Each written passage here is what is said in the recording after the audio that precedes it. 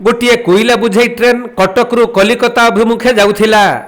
तेबे बालेश्वर जिला Soro rail station एक नंबर प्लाटफर्म दे ट्रेन टी जाउथवा बेले स्टेशन मास्टर ट्रेन रे बुझेई होइथिबा कोईला रे निया लागिथिबा देखिबाकू पाइथिले।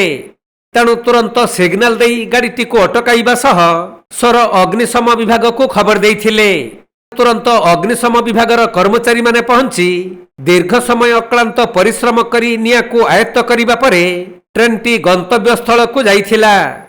सेपटे विभिन्न समय रे कोईला बुझे ट्रेन रे निया लागुथबा बेले विशेष करी सुर स्टेशन रे ताहा बारंबार नजर को आसी थाए।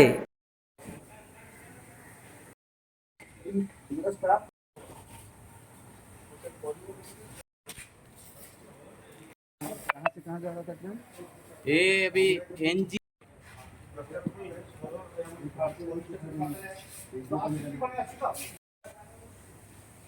बालेश्वर जिला सोररू सुमंत दास रिपोर्ट कोणार्क लाइव।